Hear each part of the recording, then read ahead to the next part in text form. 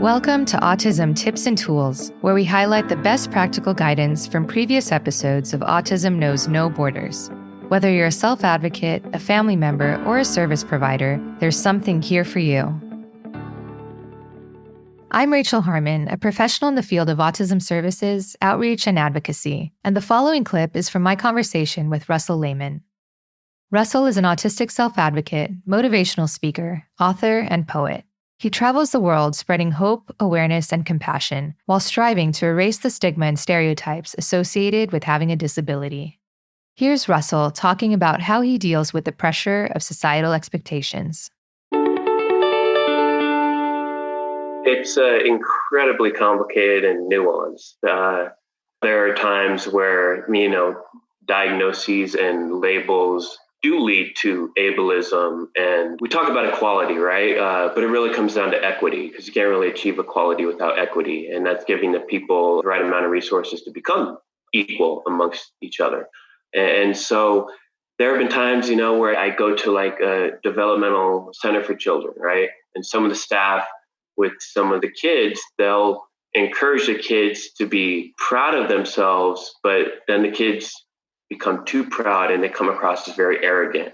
And people will think that's cute if you have a disability, a severe disability. They'll think, wow, like that person is really proud of themselves. But if that was anybody else without a disability, or if I acted like that, if I was walking around like, hey, I'm really cool, and I kept saying that, they wouldn't think it's cute, right? Mm-hmm. And I'm not saying it's right or wrong, but I'm saying we need to keep everything, again, in perspective. Take a step back and realize, wow, we're actually labeling them more by pigeonholing them by saying, you're only allowed to display that overt confidence, but nobody else is. That's making them not more inclusive. That's making them more different, because they're the only ones who can display that confidence without judgment.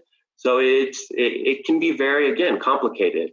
We make up for so much of our insecurities through the way we act, right? And that's, again, one thing why I initiate vulnerable dialogue, is if we can just get our insecurities out there and just tell people, about our insecurities, then I think a lot of things would even out. We wouldn't have different labels. We wouldn't have different judgments about labels. I mean, if you're insecure that you have autism, say it, because there's no greater strength than being confident in your weaknesses. I'm very insecure when it comes to dating women my age. I actually feel more comfortable dating older women because I'm more mature. I have no problem. I'm an open book. And I realize it's uncomfortable for people to say that. It used to be uncomfortable for me to say things like I just said. Well, once you can say it, it's extremely liberating. And you become addicted to being an open book. And I don't want to fill any holes I have within myself by compensating in other aspects of my life. I just want to be real. I want to be authentic. And, to this day, society expects us all to be perfect. I don't want to be perfect. I don't want to pretend to be perfect. I'm a broken soul. I'm a tortured soul, I believe. I struggle every day, and I go to some dark places. But at least I'm authentic. And I love that, because I think that's everybody's wish. I really do. I think everybody, wishes they could, but they kind of box themselves into a corner because they're now in a place where maybe they're married for 10 years and they feel like they've never shown their true selves and it's too late to do it now. Or maybe they're in a job where it's too late to do it now, right? So if we can just, from the get-go, be real. I completely agree.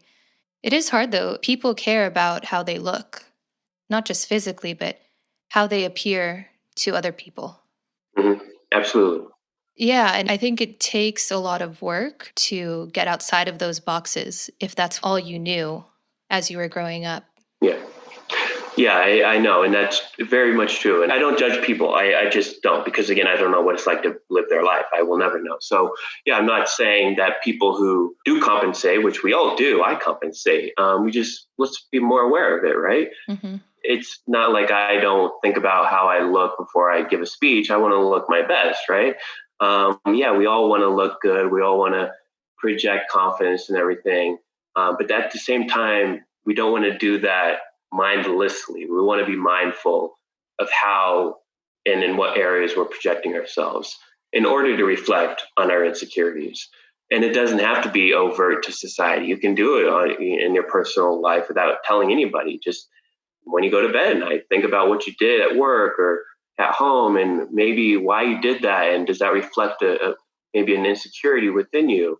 It doesn't have to be, again, like the way I do it, talking to people I don't know about my insecurities. You can just reflect on them yourselves. And again, it all comes down to awareness, being aware of everything you are and everything you're not, and maybe everything you want to be, because awareness is the key to learning. It's the key to everything in life. We're all ignorant, but let's be aware of that, and let's be aware of everything else in life too. We don't have to preach about it from the mountaintops, but the only way to truly know ourselves is to be aware. Mm-hmm. Yeah, that's a great point. What are some ways you feel misunderstood? It's man, I could talk about that for days. I guess I feel completely misunderstood. I feel like there's only one person in this world who completely understands me. And no, it's not my mom. I'm misunderstood from the get-go just because all my disabilities are invisible, right? So when I'm struggling a lot, I shut down, and I can get this look on my face. So I've been told that looks very mean and apathetic. That's because I'm waging a war on the inside, right? And I kind of get this determined look on my face, and I might come across as mean. And if I'm in public, whether it's at a council meeting or anything like that, people think I'm very standoffish, so they don't approach me. Little do they know I'm in the middle of a war inside my head. So if they did come up to me, that would actually bring me out of that war and distract me, and I could talk to them. So that's one way I'm misunderstood. It's just, again, my facial, how I look, whether it's regard to not seeing a disability or how my face looks at times when I'm struggling. Everything that goes on in my mind, people just take that and take it at literally face value. But again, what you do not see is more important than what you do see. Another way I'm misunderstood is, now that I'm part of society, a lot of people on the internet, even though I try to keep it as real as possible with my struggles, they see me, traveling everywhere, going to these literally different countries. I've spoken in 2 different countries as well. And they think I'm living this great life where I get to see all these places, fly for free, get paid to share my story. And they think I'm very social because they see posts with me on stage and posing for pictures with people on my book signing. And I'm not. I go back to my hotel, and I'm all alone. I don't see the cities I'm in because they're scary for me. And so I give my speech, I do my thing, and then I go back to my hotel and pretty much cry, at least either before or after my speech. Especially after my speeches, I get that high of what it's like to have that human connection that I've been craving for the majority of my life, but then to realize that it's gone. And it's all my human connections are not steady. They're at speaking engagements where I have them, then that's it. It's not like I can go back to that speech tomorrow and have that same thing. I don't have a 9-to-5 job where I can get that social interaction every day. I'm very lonely a lot of the times. I'm not very social. It's hard for me to connect with people on my personal life because, again, like I said, I'm backwards when it comes to developing connections with people. So I connect with people through my speeches, but in my personal life, it's incredibly hard to connect with people. And so people think I live this great life, where in reality, if people could get a peek inside my mind, I wouldn't wish my mind on anybody unless they're prepared to handle it. Is this life fun? I'm not going to say yes or no. Who's to say what the definition of fun is? Is it worth it? Hell yeah. It's only worth it because I can help others. I think about every week, Rachel. Again, people think I have this great career, and I do. I'm blessed. I'm lucky. But there's not one week that goes by where I don't think about just running away to Europe or to somewhere in the woods and having a cabin and just chilling out, and just because society expects so much from me. And a lot of that I put on myself.